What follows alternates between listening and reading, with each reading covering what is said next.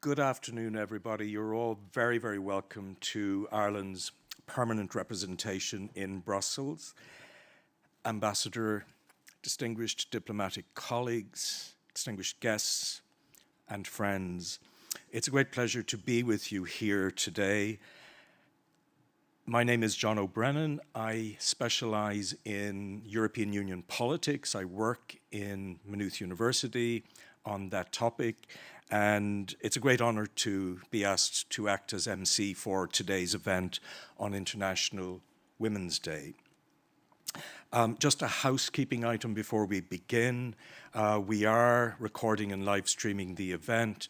We also have a photographer. If anybody would like to opt out of that and is uncomfortable, please do make that known to the photographer and videographer. Now, perhaps to properly introduce this event, 1 year ago at Maynooth, our president, Eva Leonen, held a really remarkable event celebrating the role of women in higher education. Ireland literally went from a situation where we had never had a female university president to one where we had 6 and then 7. So it's currently 7 out of 11. So something has clearly happened in Ireland, something really transformational in higher education. And we're here today to reflect on that and to talk through some of the aspects of transformation, which clearly has a European dimension. For those of you who don't know Maynooth, we pride ourselves, to use a very Irish term, in being culshies, in that we're located outside of the capital city, but we've almost been absorbed into the capital city in recent times. Maynooth, like Ireland, has undergone really profound change over the last 25 years or so. Some of you may know Ireland used to be, in population terms, completely homogenous. Now, 17% of our population was born overseas, and you can see it on the high street in Maynooth and in our university every day. It is astonishing to see the kind of transformation that has taken place. So we're very proud of the university. It feels like a very dynamic and lively place, a place where ideas are really encouraged and where gender equality and associated impulses are absolutely at the core of what we do. So we are delighted to be here to just tell you how the event will unfold. I'm going to have a conversation with President Leonen and our colleagues who are part of the Arqus University Alliance, one of 17 alliances in higher education in Europe, about what it's like to be a leader in higher education and the kind of things that they are championing within the Alliance and within their own institutions. But before I do that, it's a great pleasure to be able to call on Ireland's permanent representative, our ambassador, to say a few words of welcome to you. So thanks so much indeed for hosting us, Ambassador O'Donoghue, and I'll hand over to you now to say a few words of welcome. Thank you.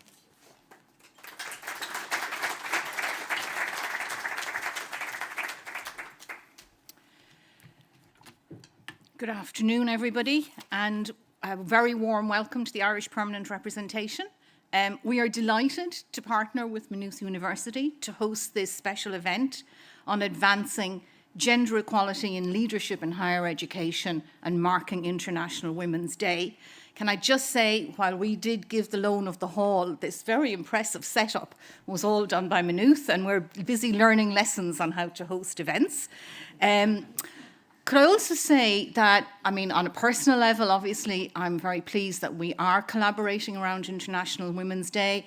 I also am particularly proud that since this September, the Irish Permanent Representation's 3 ambassadorial roles are all held by women.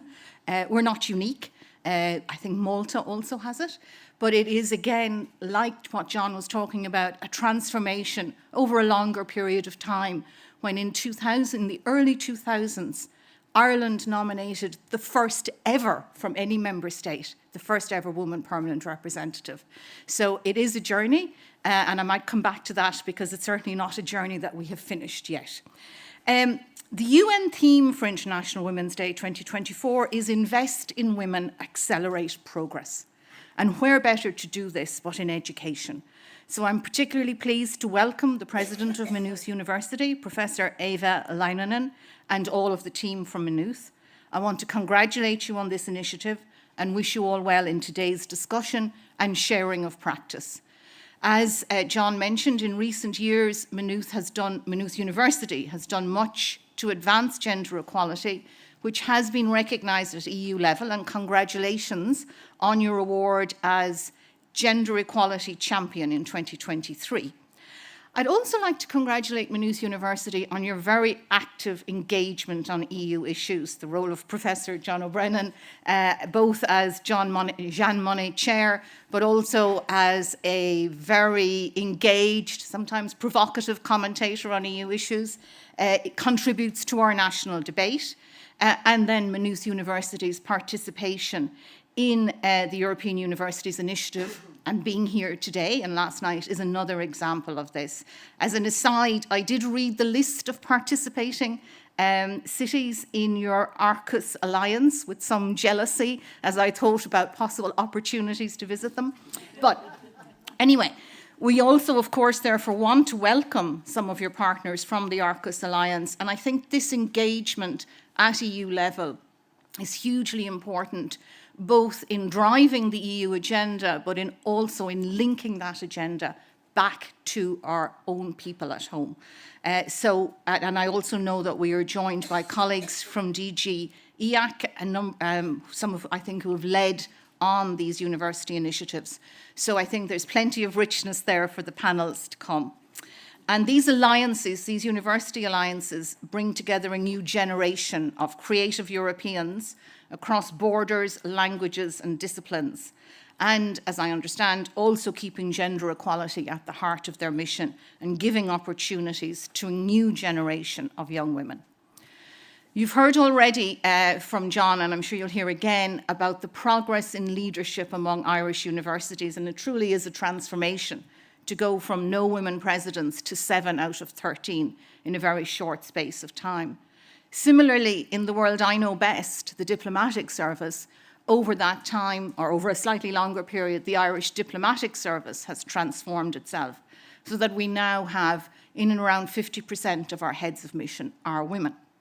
But, and this is my final point, the challenges and the struggles for gender equality are far from over. Structural and cultural barriers persist. There are substantial gaps in gender equality, in education, in pay and pensions, in health, in political life, to name but a few. Very disturbing trends in violence against women, both domestically, but also when you see in conflict zones what happens to women in those areas, and they bear a particular burden. So not to end on a down note, as it were, but more an exhortation for action. We have to be vigilant and continue to work hard to ensure gender equality is and remains a priority and is mainstreamed and at the heart of our agenda. So with that, I wish you again the very best for today's discussions, and I would hand you over to Professor Leinonen. And I think, again, when we think about this event here today, events around Europe, events around the world on International Women's Day, they make a huge contribution to the ongoing challenge of gender equality. So thank you very much.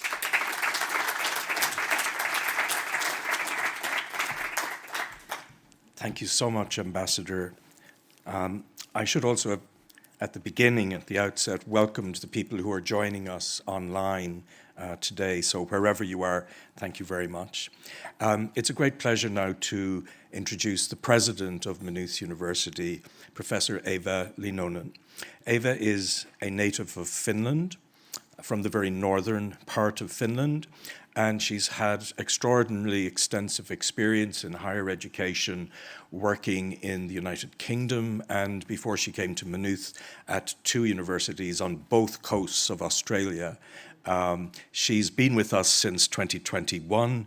She is a psychologist by training, And I think it's fair to say that some of that initiative that the ambassador talked about in the Irish context is precisely because of the leadership she has shown. So I'll invite her now to address you, Eva.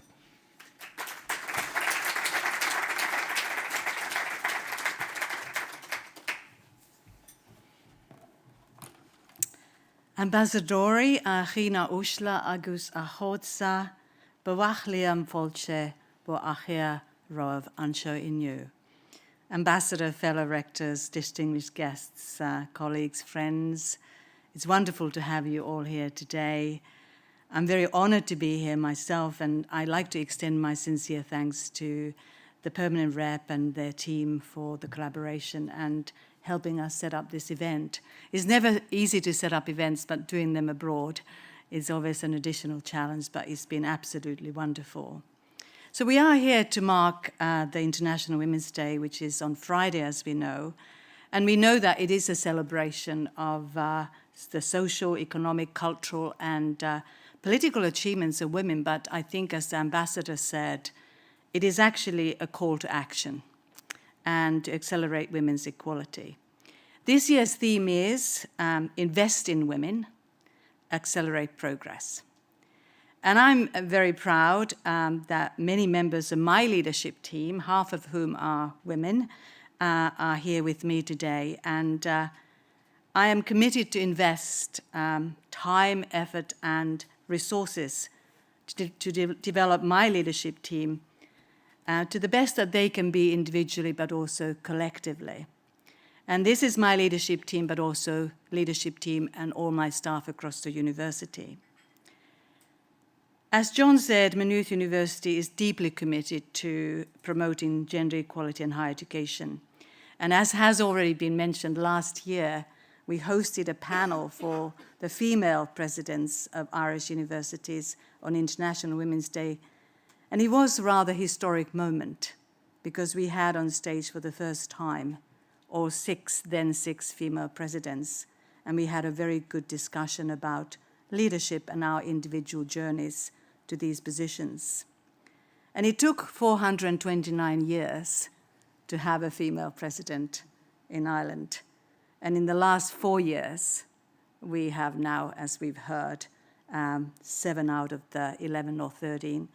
And I just wanted to mention that 4 out of the 7 come from outside Ireland as well. So there might be something for us to reflect on that. So there has been a really significant shift in the higher education leadership landscape in Ireland in the past 4 years. But as the ambassador said, the job is not done at all. This is just a journey that we are on, and we must not take our eye off this particular matter. Now, I've been, as we heard, at Maynooth University for 2.5 years, the first female president at Maynooth, and as John said, I worked in senior academic leadership positions, actually across 3 continents for quite a few universities, and it's been an absolute privilege to have spent my career in higher education. Within that context, I'm very impressed by Ireland's commitment to advancing gender equality in higher education. And I'm an optimist, and I'm optimistic about progress that we are making. Since 2017, the percentage of female professors in Irish universities has risen from 24% to 31%. And at Maynooth, it is now 34%. And the EU average, I understand, is 27%. So female leadership at the professorial level is something that we need to focus on in universities, and we're making very good progress indeed. Now, the Irish government, through the Department of Further and Higher Education, Research, Innovation and Science, as well as the Higher Education Authority, which is our regulator, they have led some very important efforts to promote gender equality. So you will probably have heard about initiatives such as Athena Swan Awards, but also we have something called the Senior Academic Leadership Initiative, or SALI initiative, which has been instrumental in driving progress. I wanted to just say a couple of words about SALI. SALI in particular aims to accelerate gender balance at the professorial level and supporting future academic leaders in areas where there is significant underrepresentation. Maynooth has secured 4 out of 30 SALI professors nationally to date, and our SALI professors are in computer science, astrophysics, climate change, and intersectional humanities. But additionally, requirements related to core funding, for instance, research funding, and support for collaboration among academic institutions also drive progress in gender equality in Ireland. Ireland's innovative approach to has received attention in EU reports, and we have been recognized, for example, recently as a role model for promoting gender equality plans in research and innovation. So it's good to be part of the European community, and it's good to have a contribution to make, a positive contribution for positive change. I want to say a couple of words just about kind of institutional level, and much progress has been driven by institutions themselves within the context of the higher education landscape in Ireland, but we all have differentiated missions and purposes. But something that we all share is that we have, Maynooth included, dedicated senior people. For instance, in my team, I have a vice president for equality, diversity, and inclusion who is here today, that their role is to drive EDI across the whole institution, whole of institution approach, and particularly look at best practice across the sector and bring that to bear. Maynooth is known for our work in access, widening participation, and equality, working very intensely in equality issues. I also wanted to share with you that Maynooth University is the host university for scholars at risk in Europe. And through that, we have really deepened our understanding of global inequalities and the importance of freedom to speak against injustice. Some of our scholars come from Afghanistan, a country, as you know, where girls can no longer access education and where women are banned from universities. And Maynooth has a very proud track record on confronting these kinds of inequalities in society. And as I said, we have a very strong program for widening access and participation in higher education for underrepresented groups. One thing I think that is really important for universities and all education institutions is to have strength-based education. And what that does is builds on the different skills and talents that we all have. So we want a further broaden access to professions, because inequalities exist in professions too. And simply because of the family you come from, or were born to, the school you went to, and indeed because of our gender, we must be looking at those kind of factors. Talent is evenly distributed, but opportunity is not. As we heard in 2023, we were honored to receive the EU Award for Gender Equality Champion in the newcomer category. And at Maynooth, we are also strongly engaged in the Athena Swan certification. And that's a real foundation for our gender equality work. Our approach is about creating a culture where everyone, regardless of gender, can thrive. It's about moving beyond the traditional fix the women agenda to address structural barriers and nurture talent at all levels. But rather than focusing on gender equality only, of course, our initiatives span a spectrum of diversity areas, including LGBTQIA+ rights, race equality, disability advocacy, and support for refugees, asylum seekers, and migrants. And also, we are looking at pipeline issues, promoting diverse role models within our student body. And we do a great deal of work, outreach work to schools, for instance, where the pipeline, where the role models have to be playing out. And then very finally around Maynooth University, I want to say that this is actually a really critical issue. And it is that equality, diversity, and inclusion has to be a principle that is embedded in the strategic plan of the university. So EDI is front and center in our plan. And we also say that our vision for our university is to be a university of excellence, opportunity, and impact. And those are really critical words for higher education in any country. Finally, I want to say a few words about the Arqus Alliance, and collaboration, of course, is integral to progress and innovation.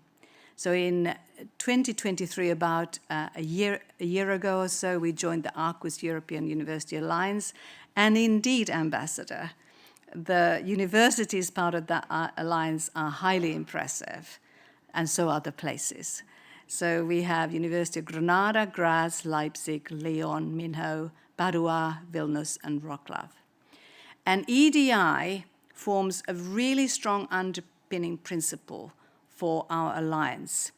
And we do various work together, ranging from staff development, girls who studying STEM at schools, and also inclusive learning and teaching practices. So we are very pleased to be part of this alliance. And of course, European collaboration is absolutely key for Irish universities. We are very pleased to be here.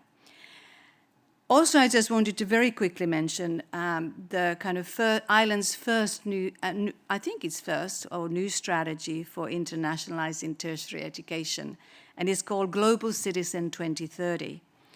And in Global Citizen 2030, it really recognizes the importance of European university alliances, and also for promoting not just research, innovation, learning and teaching, but also advancing gender equality and inclusiveness, and also advancing future leaders in higher education.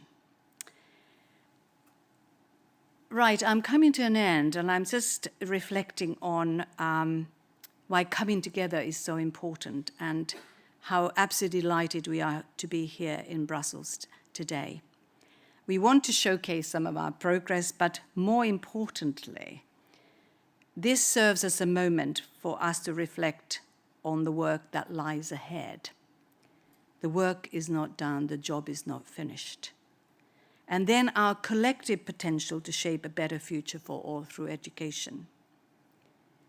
In closing, I just wanted to remember the power of unity in driving meaningful change. The Irish phrase, Ní neirt go le chéile, reminds us that there's strength in unity. What it actually means that there is no strength without unity. So I think we need to embrace that across our universities, our education systems, and our European and global communities. Thank you very much for being here today. Goramile Mahakwev. Thank you.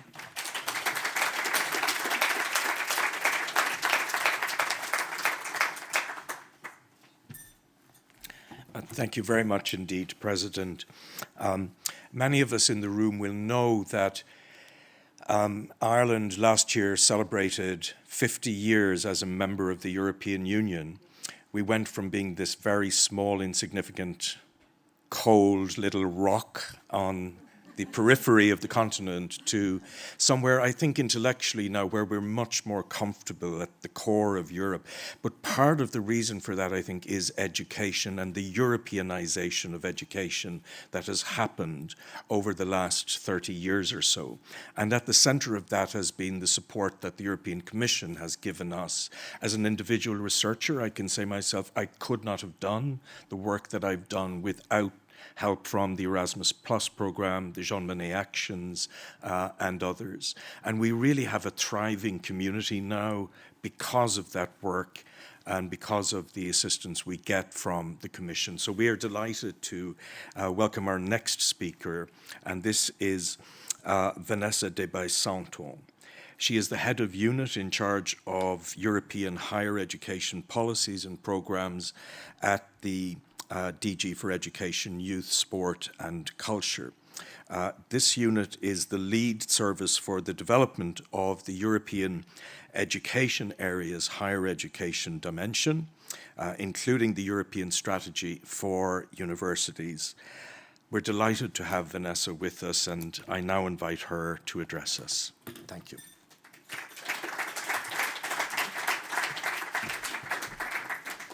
Thank you very much, John. Dear Ambassador, dear President of Maynooth University, dear Pilar, dear Dorothy, and dear colleagues, ladies and gentlemen, it's a real honor for me to be with you today to celebrate the International Women's Day with so many talented women in the room, supported, of course, by talented men. John, Pierre, Leo, and to discuss a topic that is very close to the heart of our commission president, Ursula von der Leyen, and our commissioner, Ms. Iliana Ivanova, in charge of higher education, research and innovation, and that is gender equality.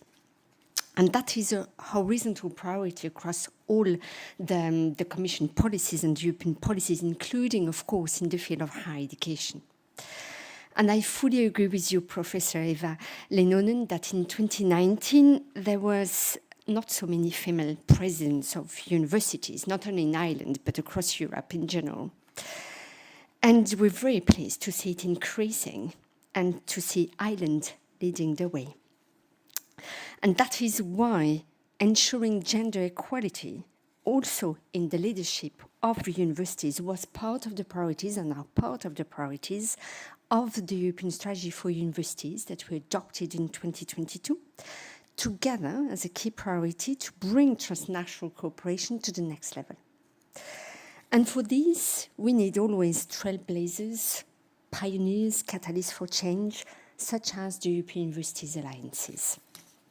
And why? Because if we want more transnational cooperation, if we want more inclusive mobility, we need more trust. And this was recalled again last week during the informal ministerial conference with the study degree mobility as a key topic and main focus. So we need alliances of higher education institutions. We need more deeper cooperation with a joint long-term strategic, sustainable and structural cooperation, implementing a shared European vision for higher education, research and innovation.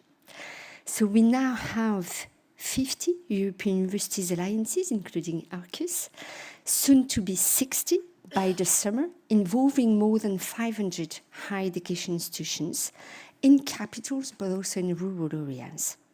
And we are working on an investment pathway together with the member states and higher education stakeholders to sustain them during the period 2028-2034. So as I said before, they act as catalysts for change for the entire higher education sector, bringing reforms at national level to address the barriers that all higher education institutions are still facing. And what they are achieving, or in the road of achieving, is quite impressive. Putting in place European inter-university campuses where students can benefit from flexible transnational learning opportunities across different campuses. So they can have access to cross-institutional course offerings that is not available at any single institution. Students also benefit from curricular innovations via the implementation of interdisciplinary modules or challenge-based approaches where students can really be actors of change together and in cooperation with innovation ecosystems. And they are also pioneering in upskilling and reskilling, including, for example, with the delivery of micro-credentials where Ireland is also leading the way. So it brings clear coherence and sustainable structures and processes in place which would not have been developed within the alliance, from what we hear from the coordinators of these alliances. And of course, as part of their core missions, they also have inclusion, and we heard it directly from Professor Leinonen, inclusion of a wide range of learners.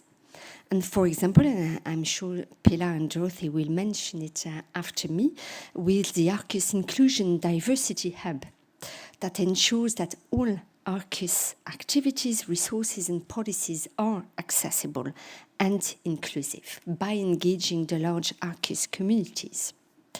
I could give many examples. I will give two others, like the UNA Together program, where University College Dublin participates, which, for example, provides 7-week online learning program for students to seek solutions to the challenges related to diversity and inclusion. I could also mention UNIC, where University College Cork participates, that offers a joint master program on super diversity in education, organizations and diversity. I could continue the long list, but I'll give some other additional examples. For example, European Universities Alliances, and you mentioned before, also have inclusion of women at the core of their missions, including to include more women in STEM, where they're clearly underrepresented. So I could mention, for example, the support platform of Women in Tech, developed by UT+, or the Arqus, sorry for my Spanish, Quirosa en Guinera, okay? Circle U, the setup of networks, for example, a network for female-founded network, etc., etc. Or in CharmEU, Trinity College Dublin is developing a gender action plan and inspiring the entire alliance with what they have developed at institutional level. And we also need more women in leadership positions, as we said before. So we see, for example, more and more women leading and coordinating European universities' alliances, but this work is not always valorized. It comes on top of their other learning and research duties or leadership duties. That is why we are going to present, by the end of this month, a proposal for a council recommendation on attractive and sustainable and inclusive academic careers. Highly skilled and motivated academic professionals are key to provide high-quality teaching and research and innovation in our universities. Joint degree programs or micro-credentials often come on top of the daily work, hence the need for additional recognition, valorization and motivation for more pioneering new joint transnational education activities. So this proposal will aim at promoting, recognizing, valorizing engagement in deep transnational cooperation, such as in European Universities Alliances, promoting, recognizing, valorizing diverse academic roles and tasks, including innovative and teaching, but also in community engagement, innovation, etc., and promoting competitive, fair, and non-discriminatory working conditions to attract, but also retain, talented staff, including women, by valorizing different academic career paths, for example, or career breaks. So now, many women are engaged in developing and delivering joint transnational programs. However, only a third of these joint programs can lead to a single degree for the students. This leads me to the second initiative that we are going to deliver and to present by the end of this month, which is a communication on a blueprint towards a European degree. We need to make it much more easier for your higher education institutions to deliver joint degrees for your students. Today, what we hear from the universities is that it is easier to develop a joint program and a joint degree program with third countries than with European countries. So this must change. And the objective with a European degree is to give students, more opportunities to study and to train throughout the EU as part of a joint degree programs that leads to a European degree, certifying the future-proof skills acquired by graduates in European Universities Alliances, but not only, in any other joint degree program. And higher education institutions would benefit from simpler processes to strengthen their cooperation and developing joint degree programs that contribute to more diversity and increasing institutional capacities to raise their international profile, being more competitive and more attractive on a worldwide scene. So beyond the strong symbol of the European spirit, of our common academic values in Europe, such a European degree would allow students to easily demonstrate their ability to work in multicultural, multidisciplinary teams, inclusive teams, critical thinking, problem-solving skills, and of course adaptability, open-mindedness, all critical qualities that future employers are looking for. So the European degree would be awarded on a voluntary basis. It's nothing that is imposed on anybody, but it would allow for those higher education institutions that wish to embark on that journey to award at national, regional or institutional level such a degree. And inclusion and institutional autonomy would be key features. Now, a staged approach is going to be proposed to member states to move forward step by step at their own pace towards these common defined goals so that all voluntary higher education institutions can join in.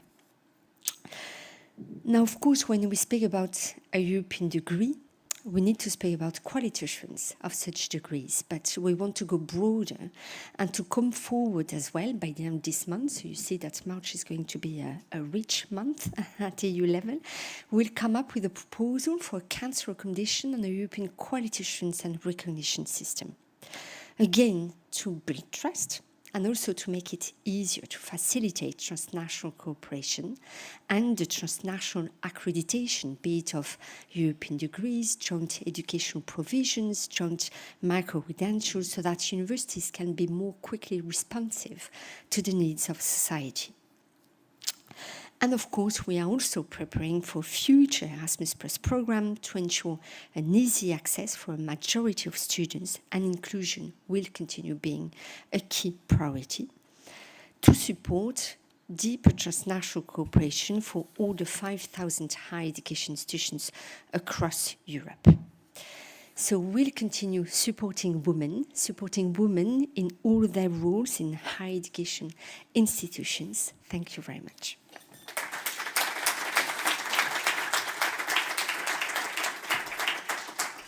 Thank you very much indeed, Vanessa. I was reminded as you were speaking of one of the most inspirational events I was at last year.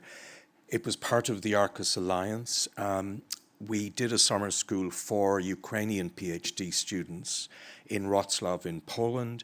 It was only the female students who could come, but my word, just to see the research they were doing, and these were young women in their late 20s and early 30s, and they were managing really difficult situations at home, sometimes with their partners at the front, and they were carrying on with their work. And I thought, wow, when they go back into Ukrainian society in leadership positions, in academia and in public policy, they will be very formidable.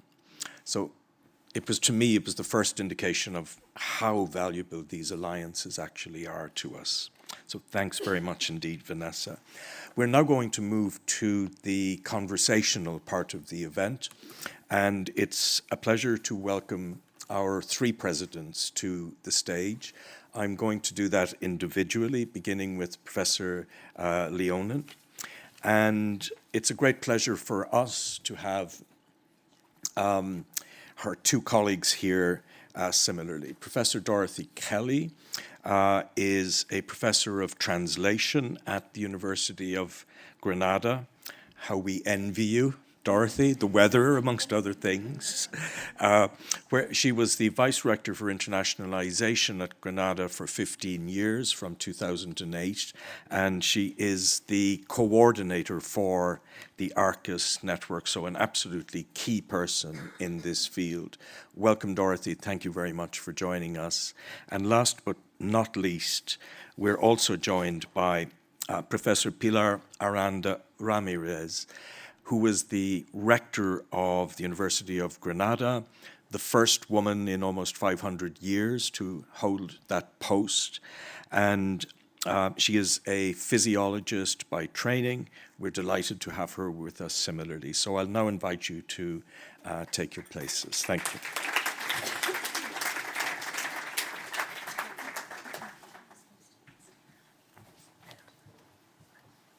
Now, we thought we might begin by talking about leadership in higher education and the kind of journeys that you have all individually gone on over the years, the kind of hurdles that you have had to climb, and the experiences that you'd really like to share with us. So perhaps, Eva, I would begin with you, just to give us some reflections. Yeah, sure. Thank you very much indeed. I think my microphone is on. You can hear me. Thank you for that. I have been asked that question a few times in my life, and I actually always find it equally difficult to answer or reflect on it. And it is an important question, and the difficulty comes from leadership journeys are very complex, and leadership journeys involve many people. And they also are, many opportunities that I've had in my life have been very significant on my leadership journey. I have, for instance, done quite a lot of training or executive education training. And I have to share with you that one of the most powerful parts of that training has been when I have been outside the higher education sector. So I have joined CEOs and other people running big organizations, because you really are put outside your comfort zone. You're quite often the only professor there, you're quite a curious feature, you're female and other things. So it really affords a lot of good learning. But I just wanted to mention maybe 3 things that I think have been fundamental on my journey. And as you know, I have been a higher education leader for about 20-25 years, worked on 3 different continents. I come from a working class family, from back beyond north, almost on the Arctic Circle. So all kinds of strange things that I have as in my background. But I think one of the kind of key elements in my journey has been that I was born and raised in Finland. And, I was born and raised in a matriarchal society with very, very strong female role models, including my mother. And also, I sort of didn't feel that I was ever put into a gender box of any kind. So, I feel very, very privileged to have had that background, a cultural background. So I think what we all need to reflect on is the cultural context within which young girls are brought up, but also where universities exist, and there will be variation across the European Union. The second thing I want to say about was that being brought up in a context, and is the role of family and schools. When we talk about pipeline for higher education leadership, it starts very early.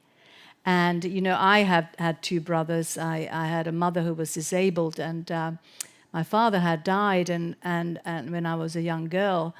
And in that context, however, I never, ever felt any different from my brothers. And I had all the same opportunities. So family is absolutely key, and schooling is key. And the strength-based, I said in my speech a bit about strength-based education. That's what I feel I've had. People have looked at what I'm strong in rather than focusing where my weaknesses are. And I think that's one of the things we need to do as leaders as well. And then finally, I just mentioned that people in our workplace are important, and we all need mentoring and support and advocacy and so on. And I just wanted to mention one of my bosses, who was the Vice-Chancellor, Sir Tim Wilson. And when I've reflected on his support of me as a female, I only now understand how significant it was. So, for instance, I was a Dean of Faculty of Health and Science at the time, and I remember Sir Tim saying to me, "It's not a matter of if, it's a matter of when you will be a president of a university." And I was astonished by this. But I kind of realized that there is this person who I revered, who actually believed in me. And it gave me sort of a great strength. And then Sir Tim and I used to go to a lot of meetings together because I was his deputy. And he would say to me, I remember once he said to me, meetings which were, I was the only female quite often. And he said to me, "Eva, make sure that you do not get up and offer the tea and coffee. I will do that." And I now understand how significant his understanding of the gender issue was.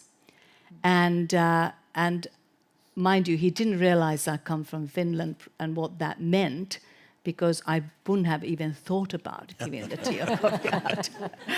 But you know, and I very finally, and I don't want to take the floor too long, but I want to say that I don't know whether you know about a program is run in Australia called the Male Champions of Change. And that I realized that Sir Tim Wilson was a male champion of change for gender equality in all those years ago. So that's a little bit about my journey. Thank you. And Dorothy, if I could turn to you, perhaps you could reflect on some of those really important milestones in your life and some of those glass ceiling moments that you had to face and confront. Yeah, sure. Thank you. If you will allow me first to say thank you to Eva and to the team at Maynooth and to the Irish Permanent Representation for this event, for the opportunity to be here, for the initiative of holding the event in Brussels, and for the initiative of involving Arqus. I think thank you very much, Eva, for that. And Vanessa, as always, thank you for contextualizing the whole initiative so very, very well. So, and can I say what a wonderful asset Maynooth is proving to be for the Arqus Alliance, and very particularly in the broad area of EDI, of equality, diversity and inclusion. We're absolutely delighted to have you on board. And of course, as an Irish citizen, I'm particularly happy to have you on board. So that's, and now to come more to the question itself. It's a bit strange, sort of towards the end of an academic career, to think of things in terms of a leadership journey. I think that's perhaps one of the first considerations. Is I never thought that I was on a leadership journey. I think that's interesting. I was on a journey, and I was on an academic journey, which has led to leadership roles, and but they sort of came relatively naturally. I think that's an interesting part.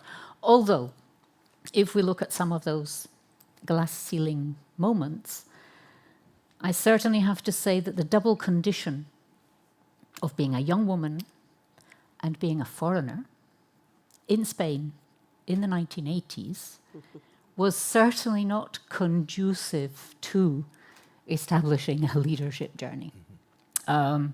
So I think a lot of my experience comes from living through, and it reflects a little what Eva was saying, the context. Because the 1980s in Spain was a moment for huge change in the country, in the transition following the Francoist dictatorship. It was also a time of huge optimism, of a great deal of reflection on what do we need to change, how do we need to change it, and perhaps also a time for a lot of solidarity, a lot of collective approaches. And I think that has certainly contributed to Spain's position today in gender equality, amongst other areas where Spain has led the defense of democratic values, which I think is extremely, extremely important. Picking up also a little on what Eva said, I am also a very strong believer in role models. And to me, I have been extremely fortunate in my academic career to have had very strong international and national female role models in my discipline. My discipline is translation studies, as you said, so it is quite a female discipline, that's true. But having those role models there certainly helps you to develop a yes, I can attitude to leadership. So there was never a question of, oh no, I can't do this because I'm a woman, because there were role models out there that proved to me that could happen. Certainly in my academic career. When I look more at the management side of things, at the senior management of universities, that was perhaps harder because there were fewer role models around. And I think there, the experience was a much more collective experience. It was much more there was a group of women who wanted to take this forward, amongst them my friend and colleague, who then went on to become rector of the university, Rector Aranda. And I think I was extremely lucky there to have been accompanied by a strong group of women, but also by pioneering men. To have pioneering men believing in their women colleagues. My first rector, you were saying I was vice rector for 15 years. I was lucky enough to serve with two wonderful rectors. The first a man, the second a woman. But the rector who first appointed me, appointed in his second rectoral team 7 women and 2 men. His team of 9 vice rectors was so. And I think this is very, very important. And I think it is. Vanessa's also said it. This is not a change for women. It is a change for society, for everyone. And I think that's extremely important. And I could extend that also perhaps to the European level. Some of you may know I was chair of the Coimbra Group of Universities for 7 years. And when I joined the executive board, at a time I was the only woman on the executive board. I was fortunate enough and privileged enough to be elected as the first woman chair of this long-standing network of universities.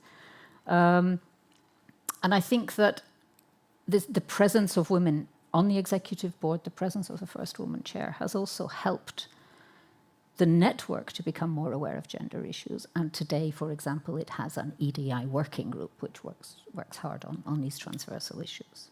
So enablers, intrinsic enablers, the self-belief, perseverance, resilience, but also extrinsic enablers in the form of people. People are very important. Teams, people who accompany you on the journey and who help you along the journey, believing in you. I of course think it's very important that when Commission President von der Leyen took up her role in 2019, she was determined to have gender balance in the Commission for the very first time, and that was very important. I was also reminded, Dorothy, listening to you, of that great Spanish auteur, Pedro Almodóvar. All his films, of course, feature really strong women characters. I can't remember which one, but Penelope Cruz comes on at the end and she says, in Spain, nobody needs to be afraid anymore, at the end of the Franco period. Yes. And it's stuck in my memory ever since. That brings us nicely, Pilar, to you. And perhaps you could talk about your experience, this extraordinary thing where for 500 years there is no woman leader, and then you step into this role. Yes. Thank you very much, Fred. Thank you for your invitation to join this important event. And congratulations for the initiative and the wonderful work your university is doing to promote the equality, diversity, and inclusion. Thank you. My own personal experience, both in academia and outside, strongly reflects the idea that academia cannot be separated from the society and the times in which we live. My way of life and my ideology were made from a very young age by the end of the Francoist dictatorship and the transition to democracy in Spain. Like many young men and women at the time, I was actively involved first in the anti-Franco movement, and then in the construction of the democratic structures and institutions so much needed in Spain. My feminism was thus a product of that period, of that activism. Spain started later than other European countries in the installation of democratic structures, but has, I believe, made good use for the time since 1975 to approve and implement strong democratic institutions, and in that context, to move forward firmly on the path towards gender equality. Indeed, I think we can situate Spain now ahead of other European countries in the defense and protection on gender equality rights. During my academic career, I have occupied several leadership positions in academic, starting as a student representative way back in the 1975, and long time ago, and moving through posts at the regional government level as head of the regional research programs, or in international institutions such as the Euro-Arab Foundation, set up by the Arab League and the European Union to promote links between the two regions. But by far, the greatest satisfaction was to be elected in 2015 by universal suffrage by my academic colleagues, professional staff, and students at the University of Granada to become the first women rector and institutional, almost 500 years after the foundation by Charles V in 1526. To me, that was an enormous honor, which I did my best to live up to during my 8 years in prose until 2023. As for how to crack the glass ceiling, I would like to insist that in order to reach truly full equality, we need to have men on board. The huge cultural change we are in, and it is also a huge change for men. And it is essential that they participate and share the goals of the transformation place stake. My advice will be to be bold and not be afraid of making mistakes. Very important. We all learn a lot from analyzing our errors and our failures. And of course, we should always recognize our errors and failures. Failures helps us learn with humility. It's very important. Yes. Some of our European friends may not be aware that Ireland is on Friday, on International Women's Day, holding 2 referendums, and one of them is on the position of women about whether we take this phrase out of the Constitution. And so I don't think there's ever been as much discussion as in recent weeks, the media and elsewhere, about many of these themes. I wanted to come back to you, Eva, if I could, to talk about some of the national policies that support that inclusive agenda that you were pointing to, and if you could identify one specific initiative that you've seen work in Ireland or elsewhere, by the way, that could actually be rolled out at European Union level. That's a very big question. Giving advice at European level might be a little bit too much of a stretch for me, but I'll just talk a little bit about the Irish context. And there is, as I mentioned a little bit on my speech, there's a big drivers from government for EDI and gender equality included. One of them is that part of our core funding, which the universities receive, is dependent on the metrics that we perform on in relation to EDI.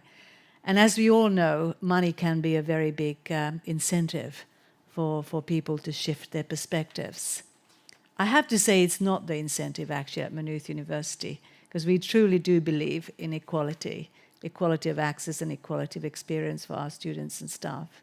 But anyway, it's one of the kind of levers that the government uses.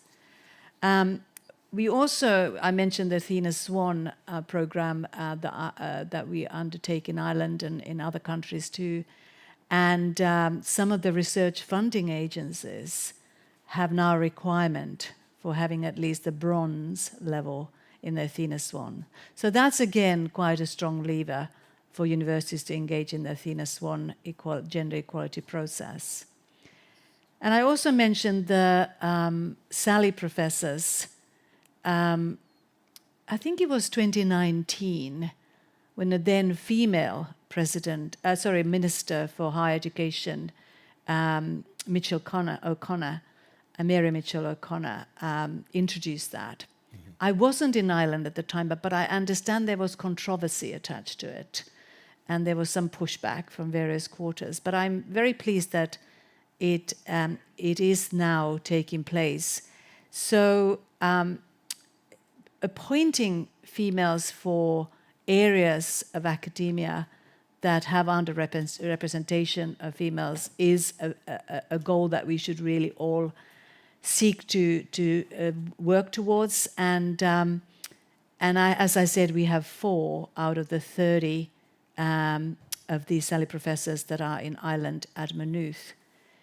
There are some challenges actually appointing these Sally professors, and I just want to share a little bit of that with you. And one of the challenges is that particularly if we are going for international appointments, it seems to be harder for women to relocate their families to a different context. Yeah. I don't know whether it's hard, whether there's research about whether it's harder than for males, but that seems to have been a particular challenge for us. But I think the Sally Professor program is really worthwhile of considering, maybe in Europe too. And the Sally Professors are not simply focusing on their academic areas, but have a responsibility for EDI across the university and being role models, which we talked about earlier. So I think that's really worth thinking about. But I think, as Pilar mentioned, and Dorothy, you as well, that we need to think about this gender equality well beyond women. It's a responsibility of everybody. And I think something like the Male Change Champions program, we could think about in Ireland, but we could also think about that more across Europe. And I believe that program is part of a bigger program beyond gender equality globally, which name just has escaped me. Yeah. So there's just a few ideas. Yeah. Yeah, thank you. I should say that we will have some time for questions in a few minutes. So if anybody has a question that they would like to put to one of our distinguished presidents, please, we'll come to you in a moment. Dorothy, I wanted to ask you about the Arqus Alliance and about the kind of collaboration that has been going on and about the EDI dimension of it. Perhaps you could talk us through it and some of the initiatives that you have seen that have been promoting equality. Yeah, sure. I need to start a little bit, I think, by situating the Alliance, although there has already been an introduction by Eva and very particularly by Vanessa of the entire European Universities Initiative with this overall goal of transforming, enhancing the European higher education system. So it works internally at universities at alliance level. It works also at external, systemic and policy level. And I think the initiative as such has given leverage at national and European level for transformation. And part of the goal, of the overall aim of the initiative is to reinforce European identity. Mm-hmm. And I think an essential part of European identity are our core democratic values and gender equality, respect for diversity, inclusiveness, and so on, are essential parts of those core values. So Arqus covers pretty much, I say pretty much, because the geography of Europe from north to south, from east to west, in, as several of you have said, wonderful cities. And I think this is important because they are not, on the whole, with one exception, which is Vilnius, they are not capital cities. So it's not just the usual suspects of, let's get together, Berlin, Paris, Rome, but rather we're moving to Leipzig, Lyon, and Padua. So a lot of them are also very, very well-established university cities. So a microcosm of Europe from east to west. And I think interestingly, and just to come back a little bit to this, many of the universities are situated in countries which have undergone very, very strong political transformations. Starting in the Iberian Peninsula with Portugal and Spain, but also thinking of Leipzig, which is in the former GDR, of Poland, of Lithuania. I say have undergone, perhaps are still undergoing, because the situation in Poland and Lithuania today is complex. And that's, I think, important because it allows us as an alliance to take a very transversal approach to the meaning of Europe and European identity, which is one of our thematic priorities within the alliance as well. And of course, as I said, gender equality, diversity, unity in diversity is an essential part of those core European values. So to come a little bit to the added value of the alliance as such, we all have a very strong belief in multilateral cooperation as a very, very rich context for sharing experiences. For sharing experiences, good and bad. I think if I can just pick up on what Pilar said about learning from what doesn't work, you learn a huge amount from what doesn't work, perhaps even more than from what does work. And that is one of the huge added values of the alliances. And it also means that in our 9 universities, we have a permanent external voice, which is, if I can come back to something that Gemma said yesterday evening, when someone from outside says, this is the way to do things, or you're doing this really well, we very often pay a lot more attention than we do to the internal voices. And I think having these permanent external voices there is something very, very positive in the alliance. So Arqus, from the very, very beginning, wanted to situate EDI in the broadest sense as one of our core values. And we had dedicated work packages, and as Vanessa knows, we hate to speak in project language, but we had dedicated work packages devoted to widening access, inclusion, diversity, right from day one. And so right from 2019, because we're from the very first generation of alliances. And our universities have been able to share their gender equality plans, their action plans, the structures which they have in place, their role models. And I think just to mention, because Eva mentioned both yesterday and today the 429 years, am I right? Did I get that figure right? That it took for the first woman university president to be installed in post in Ireland. Well, we have some interesting experiences there in the Arqus Alliance. When we started in 2018, we had women rectors in Granada, in Graz, and in Leipzig. When we say, it's not all done, that to be normal. And also perhaps that, continuing a little bit on the role model level, the senior management of the Alliance, the Executive Council, 5 of the 9 vice rectors who are responsible for the Alliance at their universities are women. And the coordinator is also a woman. So, but what do we do in the Alliance? Vanessa mentioned the hub. The hub is coordinated by Padova and Leipzig as member universities, and is devoted to ensure Alliance does so that it is a truly transversal aspect of the Alliance activity. And perhaps one example, picking up again on what Vanessa was talking about, the European degree, Arqus has been coordinating one of the policy experimentation pilot projects on the European degree and how this can move forward. And one of the things we were very, very insistent about was that inclusiveness, equality, should be present in the criteria for the award of the label of a European degree. So very, very transversal. The Alliance has set up communities of practice to give our 9 universities the opportunities to learn and share experience in the prevention of sexual harassment, sexual violence at the workplace, and for students also at our universities.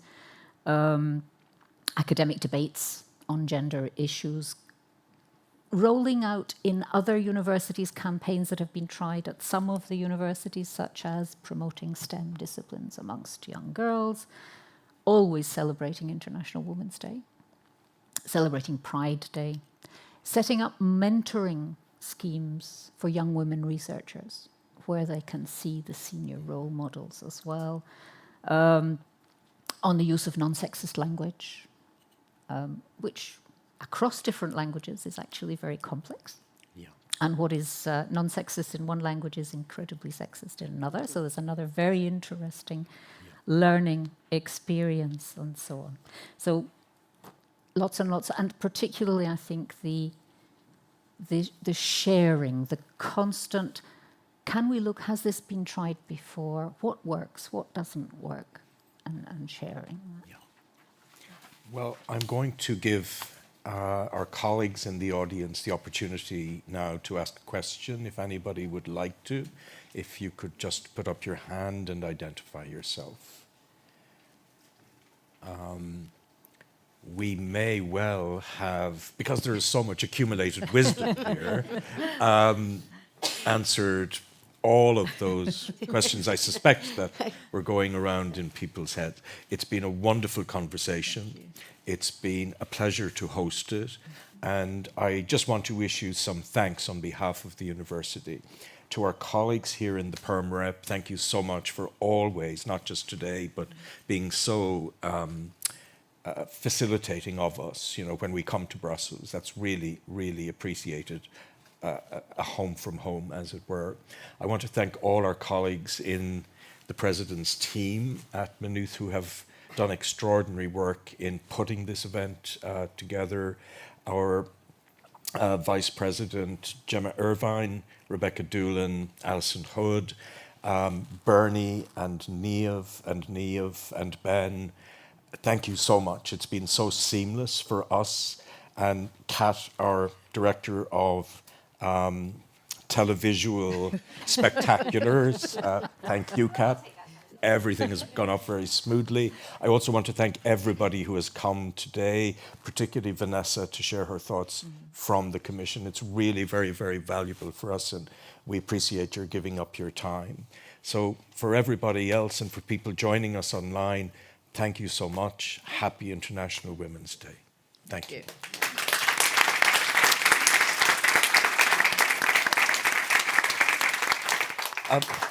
We now have some refreshments here in the anteroom, so please do feel free to have something to eat and to drink and to continue the conversation. Thank you.